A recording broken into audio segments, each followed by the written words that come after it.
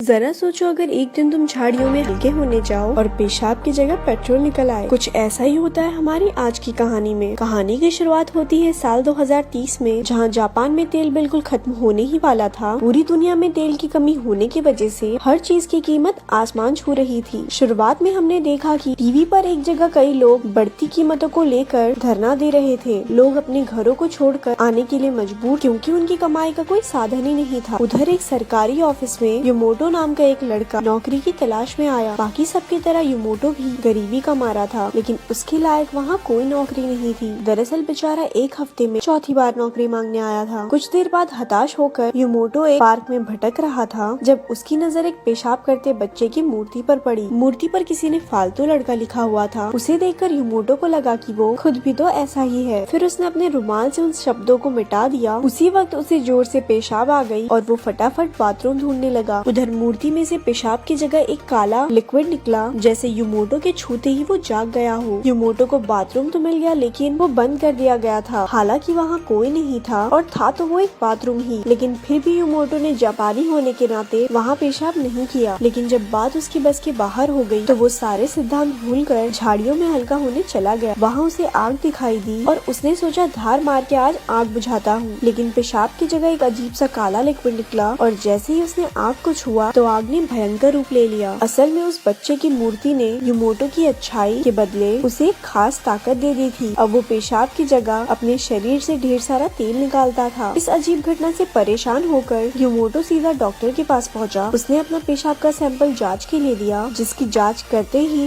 Doctor हक्का बक्का रह गया। युमोटो ने पूछा, डॉक्टर साहब सब ठीक तो है ना? लेकिन डॉक्टर ने युमोटो को इंतजार करने को कहा और वहाँ से चला गया। कुछ देर बाद वो दो आदमियों के साथ लौटा और वो युमोटो को जबरदस्ती उठाकर ले गए। ये लोग दरअसल साइंटिस्ट थे जो अब युमोटो के पेशाब की जांच करेंगे। युमोटो ने उन्हें समझाने की बहुत कोशिश की कि वो बस एक आम आदमी है जो घर जाना चाहता है, लेकिन वो उसे जबरदस्ती वैन में बिठाकर ले गए। लैब जाते हुए युमोटो को फिर से पेशाब आया तो उनमें से एक आदमी उसे सुनसान जगह ले गया। युमोटो एक पेड़ पर पेशाब करने लगा और वो आदमी उस पर नजर रखे हुए था। तभी युमोटो ने देखा कि पेशाब उस आदमी की ओर बह रहा था। उस आदमी ने अपनी सिगरेट निकाली और अचानक उसका लाइटर नीचे गिर गया। लाइटर सीधा जाकर युमोटो के निकाले तेल पर गिरी, जिससे भयंकर आग लग गई। आग ने उस आदमी को अपनी चपेट में ले लिया और उसकी चीखें सुनकर उसका साथी उसे बचाने दौड़ा। युमोटो भी ये देखकर हैरान रह गया, लेकिन वो मौके का फायदा उठाकर वहाँ से भाग गया। पूरी रात भागने के बाद सुबह युमोटो एक छोटे से गांव में पहुंचा और थक कर बेहोश होकर गिर गया। तभी एक लड़की ने उसे देखा और उसे उठाकर अपने घर ले आई। जब युमोटो की आँख खुली तो उसने एक बूढ़े आदमी को उसे घूरते हुए देखा। डरकर युमोटो ने उससे पूछा, अरे दद्दू कौन हो तुम? तो आदमी ने बताया कि वो इस गांव का सरपंच है। तभी जिस लड़की ने उसे बचाया था वो कमरे में खाना लेकर आई। उसका नाम जियाकू है और वो मेयर के साथ काम करती थी। वो लड़की बेहद खूबसूरत थी। खाना देखते ही युमोटो उस पर जानवर की तरह टूट पड़ा, क्योंकि उसने एक दिन से कुछ भी नहीं खाया था। बाद में सरपंच अपने साथियों के साथ युमोटो को खेत दिखाने ले गया। उसने कहा कि जब से देश में तेल खत्म हुआ है तो किसान ट्रैक्टर का इस्तेमाल नहीं कर पा रहे। इसी वजह से सारे गाँव की जमीन बंजर हो चुकी है। गाँव के सारे जवान लोग नौकरी ढूंढने टोक्यो चले गए और वहाँ बस बूढ़े लोग और जानवर ही बचे हैं। ये सुनकर युमोटो काफी उदास हो गया। अब उसने अपने शक्तियों के इस्तेमाल से गांव वालों की मदद करने का फैसला किया। उसने एक खाली बोतल उठाई और पास की झाड़ियों में चला गया। सरपंच और जियाकू उसे हैरानी से देखने लगे और जैसे ही उसने बोतल में तेल भरा, सरपंच ने जियाकू की आंखें बंद कर दी। इसके बाद युमोटो ने सारा तेल ट्रैक्टर में डाला और चाबी घुमाते ही ट्रैक्टर चलने लगा। ये देखकर सबकी आंखें खुली की खुली रह गई। फिर युमोटो वहाँ से जाने लगा, लेकिन सरपंच ने उससे वहीं रुकने की गुजारिश की। अगले दिन सब उसे नौकरी देने के बहाने पुराने स्कूल में ले आए। युमोटो को लगा कि अब वो एक टीचर बनेगा, लेकिन सरपंच उसे एक सुनसान कमरे में ले गया और उसे सुमिको नाम की एक लड़की से मिलवाया। सुमिको उसके काम में उसकी मदद करेगी। उस पर युमोटो ने पूछा कि ये सब तो ठीक है, लेकिन मुझे करना क्या है? बेटा देख, तेरे दो काम है, सारा दिन भर भर के पानी पीना है और फिर उसको निकाल देना है, लेकिन नीचे से, ठीक है बेटा? ये बात सुनकर युमोटो थोड़ा झिझक रहा था, लेकिन आखिरकार वो मान गया। इसके बाद वो दिन भर कई लीटर पानी पीता और इसी तरह उसने तेल के कई डब्बे भर दिए। वहीं सुमिको उस पर नजर रखती और काम पूरा होते ही खुश खुश हो जाती। उसने एक दिन में 30 डब्बे भर दिए। युमोटो काफी खुश था क्योंकि उसने जिंदगी में पहली बार कोई ढंग का काम किया था। उसकी वजह से गांव के खेतों में फिर से फसल लहराने लगी। बहुत समय के बाद गांव में बस चलने लगी। एक दिन युमोटो ने दो बूढ़ी औरतों को गांव के तरक्की के बारे में बात करते सुना, जिससे उसे भी बहुत संतुष्टि मिली कि वो एक अच्छा काम कर रहा है। बाद में उसने अपने ऑफिस में जाकर फिर से काम शुरू कर दिया। कुछ देर बाद उसने 100 लीटर पूरे कर दिए और वहाँ से जाने लगा। लेकिन तभी सरपंच ने आकर उसे और तेल निकालने का ऑर्डर दिया। दरअसल अब उसके मन में लालच आ गया था। युमोटो ने जवाब दिया कि आज के लिए वो थक चुका है, बस बहुत हो गया। लेकिन सरपंच ने जबरदस्ती उससे तेल निकलवाया। शाम को युमोटो चाकू से मिला और दोनों ने अपनी जिंदगी के बारे में बातें की। जब युमोटो ने बताया कि उससे बहुत ज्यादा काम करवाया जा रहा है तो चाकू ने उसे समझाते हुए कहा कि सरपंच बहुत चालाक आदमी है, इससे बच के रहियो तू। लेकिन युमोटो के वजह से गाँव वाले काफी खुश थे। उधर स्कूल में नेशनल रिसर्च इंस्टीट्यूट से सिंजी नाम का एक आदमी आया। उसने पूछा कि अचानक ऐसा कौन सा जादू उनके हाथ लगा है जिससे रातों रात गांव में इतना तेल आ गया। लेकिन सरपंच ने उसे कुछ नहीं बताया। फिर सिंजी ने वापस जाने से पहले फिर से लौट के आने का वादा किया। अगले दिन काम पर अचानक लाइट चली गई तो युमोटो अकेले स्कूल में घूमने निकल पड़ा। रास्ते में उसे तेल की कुछ बूंदें दिखाई दी तो वो उनका पीछा करने लगा। आखिरकार वो एक स्टोर में पहुंचा जहां तेल के डब्बे रखे गए थे। इसके बाद उसे सरपंच की असली सच्चाई का पता चला कि वो तेल को जमा करके बाकी शहरों में महंगे दाम पर बेचना चाहता है। ये सुनकर युमोटो के पैरों तले जमीन खिसक गई। उसे यकीन ही नहीं हुआ कि सुमिको भी इस सब का हिस्सा थी। गुस्से में सुमोटो ने स्टोर से तेल लेकर गांव वालों में बांटने का फैसला किया। लेकिन इससे पहले ही सरपंच के आदमियों ने उसे कैद कर लिया। बाद में उसे बांधकर जबरदस्ती तेल निकालने को मजबूर किया गया। युमोटो ने मूतने से साफ इनकार कर दिया, लेकिन उन्होंने कहा कि अगर वो ज्यादा देर तक पेशाब रोक कर रखेगा तो उसका ब्लैडर ही फट जाएगा। उनके जाने के बाद भी युमोटो ने पेशाब रोकने की बहुत कोशिश की, लेकिन गुजरते वक्त के साथ मुश्किलें बढ़ती जा रही थी। अब उससे बिल्कुल कंट्रोल नहीं हो रहा था। तभी जाओ को उसे छुड़ाने आ पहुंची। बिना समय गवाए दोनों जंगल की ओर भागे। कुछ ही देर में सरपंच और उसके आदमियों को भी इसकी भनक लग गई और वो उनका पीछा करने लगे। जंगल में उन्हें एक पेड़ पर कुछ तेल मिला जिससे वो समझ गए कि ये युमोटो का ही है। फिर एक आदमी ने तेल एक कुत्ते को सुंघाया और युमोटो के पीछे लगा दिया। दूसरी तरफ युमोटो और चाओकू एक सुनसान घर में पहुँचे जहाँ उन्होंने आग जलाई। चाओकू ने कहा कि गाँव वालों को युमोटो के तेल की बहुत जरूरत है। उसे बचाने के लिए वो लोग किसी भी हद तक जा सकते हैं। ये सुनकर युमोटो खुद को उन सब का गुनहगार समझने लगा क्योंकि वो वहाँ से दूर जा रहा था। गुस्से और फ्रस्ट्रेशन में उसने अपने ही गहनों को पीटना शुरू कर दिया ताकि उसका तेल बंद हो जाए। लेकिन जाओकू ने उसे रोक कर समझाया कि उसे तो एक वरदान मिला है, अपनी इस ताकत से वो पूरी दुनिया की मदद कर सकता है। ये सुनकर युमोटो का हौसला बढ़ा और उसने मूत कर सारी इंसानियत को बचाने का फैसला किया। इसके बाद ये दोनों एक दूसरे के करीब आ गए। उसी वक्त अचानक कैसे तेल की एक बूंद आई और आग में गिर गई। अगली सुबह सरपंच और उसके आदमी ने उन्हें पकड़ लिया, लेकिन उनके वहाँ से निकलने से पहले ही सिंजी अपने सैनिकों के साथ वहाँ घुस आया। उसने सरपंच से कहा कि युमोटो को उसके हवाले कर दे, लेकिन सरपंच ने ऐसा करने से साफ मना कर दिया। असल में सरपंच ज्यादा से ज्यादा तेल इकट्ठा करके अपने गाँव को एक नया देश बनाना चाहता था ताकि वो खुद राजा बन सके। उधर सिंजी ने बताया कि नेशनल रिसर्च इंस्टीट्यूट युमोटो पे रिसर्च करके तेल पैदा करने वाले और इंसान बनाना चाहती है। अगर ऐसा हो गया तो जापान पूरी दुनिया में तेल बेचकर दुनिया का सबसे ताकतवर देश बन जाएगा। इन दोनों के लालच भरे सपने सुनकर युमोटो का गुस्सा 7वें आसमान पर था। उसने सबसे कहा कि तेल लड़ाई करने के लिए नहीं, लोगों की जिंदगी को आसान बनाने के लिए है। ये कहकर उसने एक जलती हुई लकड़ी उठाकर सिंजी की ओर बढ़ा। सिंजी उसकी हरकतों पर हंसने लगा, लेकिन जब युमोटो लकड़ी पर पेशाब करने के लिए तैयार हो गया तो सबके सब डर गए। सब उससे रुकने की मिन्नतें करने लगे, लेकिन युमोटो ने जलती हुई लकड़ी पर पेशाब कर दिया। लेकिन ये क्या, धमाका होने की बजाय पेशाब से लकड़ी बुझ गई। हैरान होकर युमोटो ने एक और बार कोशिश की, लेकिन कुछ नहीं हुआ। आखिरकार उसे एहसास हुआ कि उसकी शक्तियाँ खत्म हो चुकी है। ये देखकर सरपंच और सिंजी भी दोस्त बन गए क्योंकि अब लड़ाई के लिए कुछ बचा ही नहीं था। ये जो अपने गहने पर मुके दे रहा था ना पहले, उसी से मशीन खराब हुई है। कुछ साल बाद युमोटो अब भी उसी गाँव की भलाई के लिए काम कर रहा था। उसने जाओकू से शादी कर ली और दोनों का एक बेटा था। अचानक उसके बेटे के पेशाब में से अजीब सा लिक्विड निकला जो शायद इंसानों को समय में आगे पीछे भेजने की शक्ति रखता था। और इसी के साथ कहानी खत्म हो गई। ऐसी और स्टोरीज सुनने के लिए हमारे पेज को लाइक करें। धन्यवाद।